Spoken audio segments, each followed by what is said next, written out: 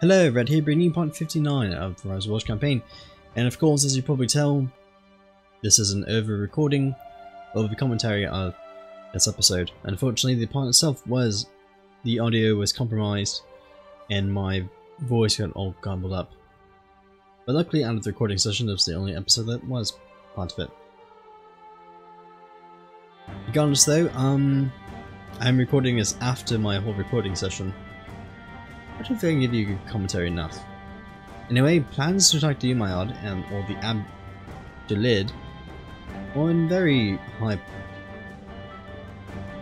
high to attack them. Unfortunately, the Caliph Abdul has about 20,000 men, which of course we don't really have the strength to attack them, unfortunately. But we do have a bit of cash to do that. Also, Sweden, as I checked earlier, is another target that we can go attack, and of course now we can Umayyad is another target as well. And of course, like any other good game, the Abdulid decided to actually attack us for some apparent reason. For some reason they just really wanted to take Castile after we took it from the Umayyad. And unfortunately, this is not going to be a very easy war. Of course, if we lose this war, that means that Castile will easily will lose a foothold in Iberia. That's certainly something we don't want to do. And of course, since the AI really likes to be very cheeky about their troops, they of course have 14,000 event spawn troops, which I mean, that's a bit ridiculous, to be honest. Like, how do you even get 14,000 event spawn troops in the first place? Anyway, to help compensate for this, I try to raise up church levies, even though it doesn't really do too much for me since I do have papal laws changed up. But since a lot of people in the realm do like me, I will attempt to ransom a few people into my court, at least. My two dukes. Get a good amount, 300 men, to help for the war. And of course we're going to raise up all the levies that we possibly can to at least match the enemy. Of course, this is not going to be an easy war, especially since we are slightly a bit outmatched with what we can raise up at the moment. So most likely we're going to have to hire a few mercs. Of course, with an extra 300 ducats coming in, probably a good idea to possibly buy out another 300 tier mercenary group like I just did. And certainly they will help us for our upcoming war. So of course we're going to merge all the troops together. Our troops in Castile, we can't really do much to save them, especially since the Vikings at the edge of our land. Sadly, nothing we can do about that. But hopefully we can use those 900 troops later on. Of course we do need to raise up boats too. And not selecting troops, I mean boats. Look at all the boats, send them right over to the capital, along with all the men. And hopefully they'll merge up sooner than later, and we can go off to battle. And luckily for us, no, we don't actually have to do any boat battles, which makes our process for getting our troops ready even better. Anyways, we can bring out our Holy Relic to improve upon our, well, we can basically improve the revolt risks down to 0 by using a Holy Relic to improve the land, which really does not do anything at all. Luckily though, we will not have to deal with any revolting in our capital at the very least. Anyway, we can now raise up our troops in Cornwall and use our boats to raise them up. An extra 1,400 men definitely will be useful. And of course I forgot to select all the men up in Scotland to go and fight, so simply just bring our men down there. And you'll probably just end up splitting our navy. Or do I merge all the fleet together? Do that instead. Of course, now is a perfect opportunity to go get our troops from Castile, so they can just sit there. And of course, here comes the extra 14,000 men that they end up having. And of course, like a good AI, they're simply just going to go and assault every holding I have. But of course, I do the same thing to them too, so I mean, the feeling's mutual. Of course, all the troops in Britannia are now ready, so we'll go send them over to Iberia, and hope we have enough troops to take them on. It certainly seemed like we're going to do.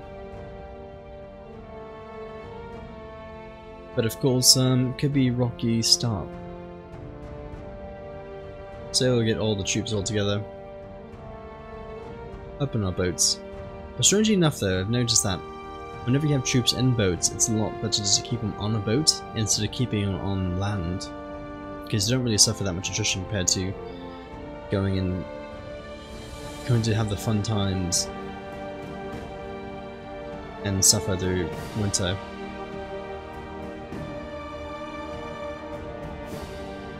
But anyways, as well as the Company of the Rose, we'll go get the Company of the Hat and get more men. So we'll be hiring around 6,000 mercenaries for this operation. Because look at all of those men that they have. It's a bit ridiculous. Man, here we go. 24,000 men versus their 4,000 and then the 15,000 should definitely be enough. Of course, we are a bit old, so we will not actually go and engage in any battles. And with all the morale up, we'll definitely go and attack the enemy. Unfortunately though, we think that mankind's the most vulnerable being on Earth, so will not be basically tradable anymore.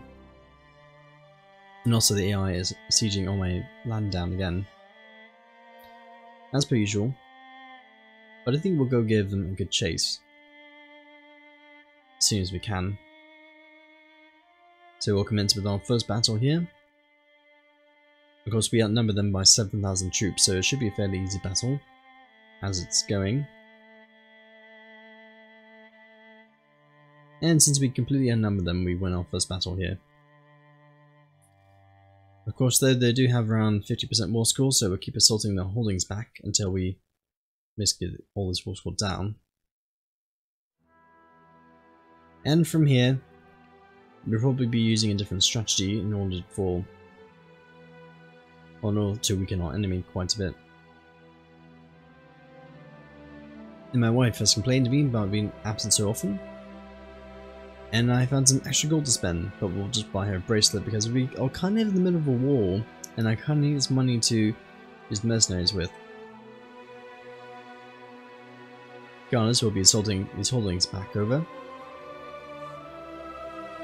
Take all them back, we do now have 27% war score against the enemy.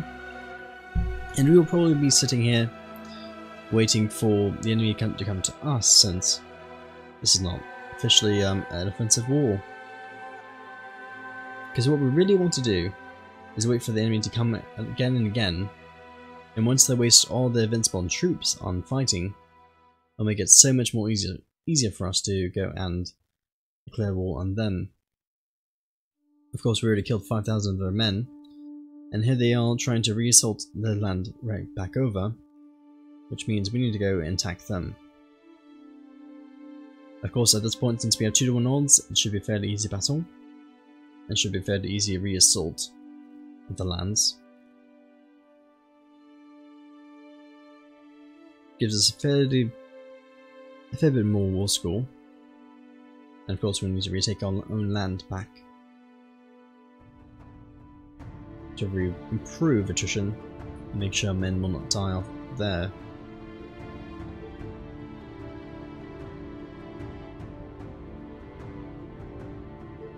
So we'll just keep going back and forth until we eventually win this war.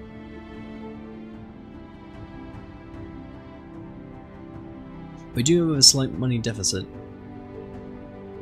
Certainly paying 14 ducats a month is not the easiest thing to do, especially since we don't even have much money to begin with. And of course, Having Soria as a very weakened province makes it very easy for the AI to assault those provinces right back over. Luckily though, the AI only has 5,000 invincible troops, and the army is fairly weakened, so I think it'll be a good time to go chase over the enemy. Make sure that they stay away, we simply go attack them right back over, and we'll take the offensive to them, even though we are suffering 8% attrition. Luckily for us, our studying in the Byzantine Empire has given us a few more, well, technology points anyways. Not too useful right now, but it would be nice not to be suffering 12% attrition for all of our men. Regardless though, we have a huge massive army. They do not. And with that, we keep smashing the armies back over. Of course we have just lost like 4,000 men to attrition, which doesn't make me very happy at all.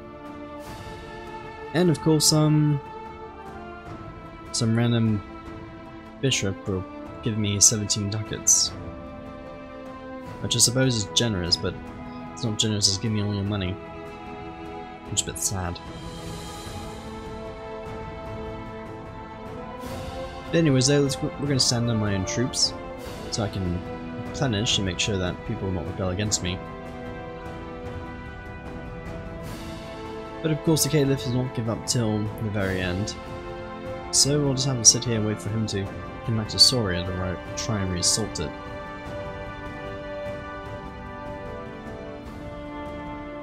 Of course we'll meet up with him, with his pathetic amount of troops left. And unfortunately, decided to run.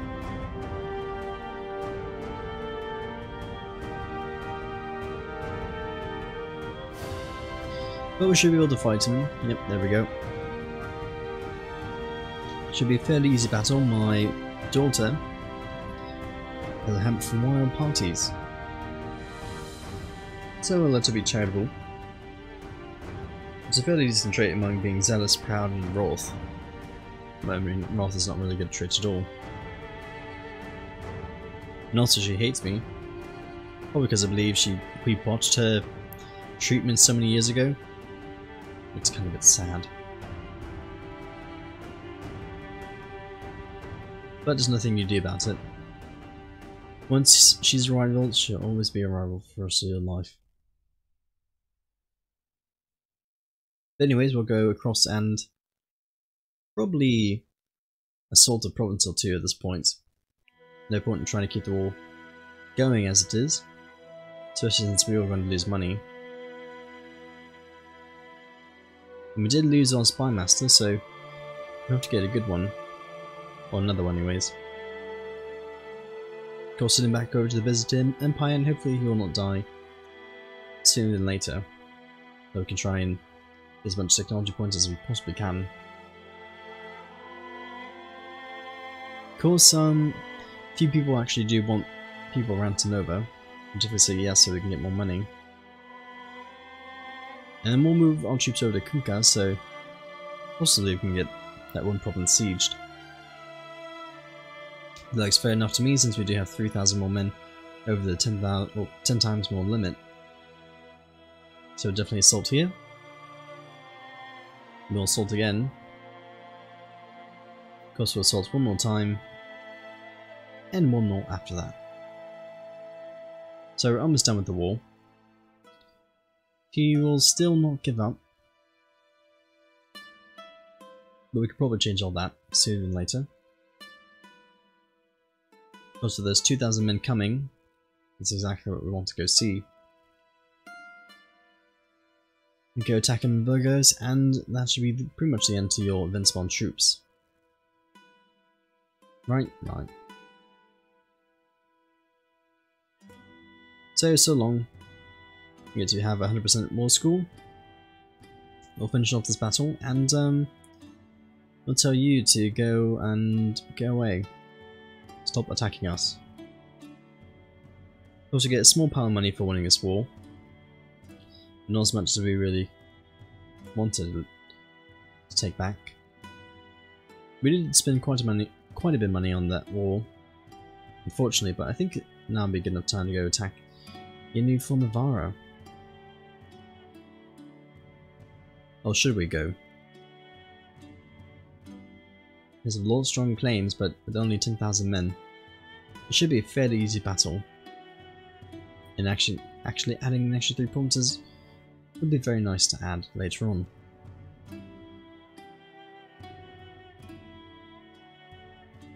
So we will re-raise the troops, especially since we don't have a penalty to any troop raise. So we'll get all the men, go right off back to war, and see how we do. And of course get all the boats too.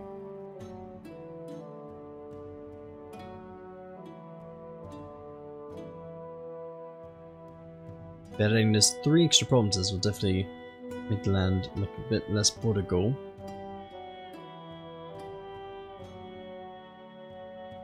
And funny enough, adding Navarra to our kingdom will actually add an extra kingdom title, since Navarra is a kingdom title and a duchy. Same thing as Brittany. Which I think is quite interesting.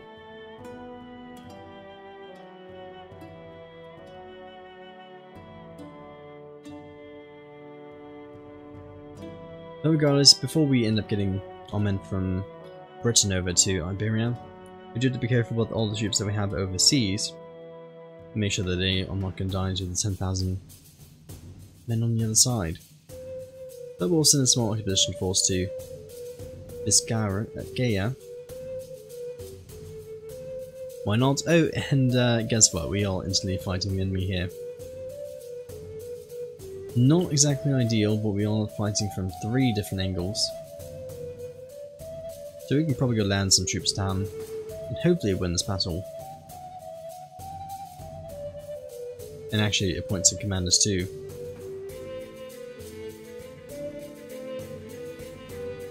Of course, we did lose the battle, unfortunately. We just didn't have the time to reach them. But we should make sure that we go kill them later on. They're probably not going to win that battle.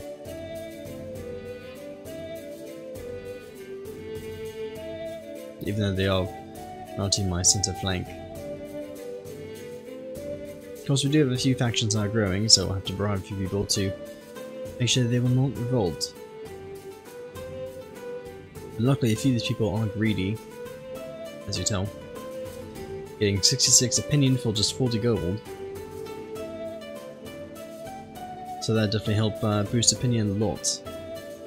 And keep our realm a bit more stable.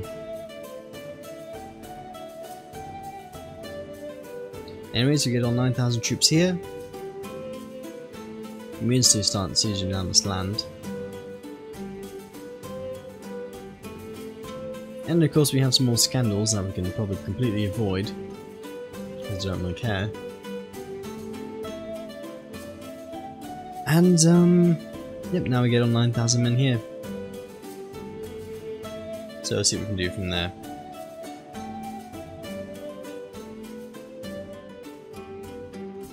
Of course, since this is a holy war, the enemy will be calling in their allies. But luckily it's only 2,000 men that they have. Not much else.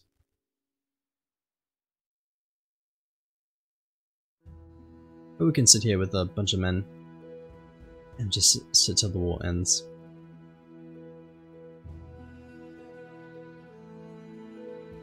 But sadly though, even though we smashed the Caliph Abdul's troops, the Invincible troops are actually replenishing, which is a bit...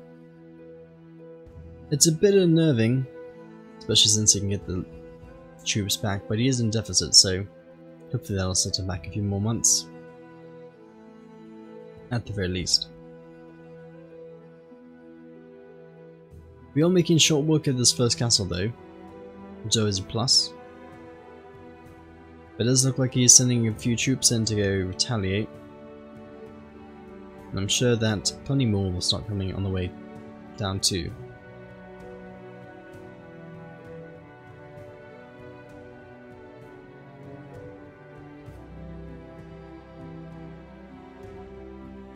The good thing about raising more troops But of course, we just went through a large war that kind of cost us a bit of money. We did have some men up Scandinavia that's not really too helpful, especially since a lot of that land is basically just villages, not actual castles anymore. So we don't actually get a lot of men raised up, sadly. But you know, Scandinavia will definitely be a target later on. But regardless though, that's the end of the part, so I'll see you in the next part we go and well, finish off that holy war, so I'll see you then. And goodbye.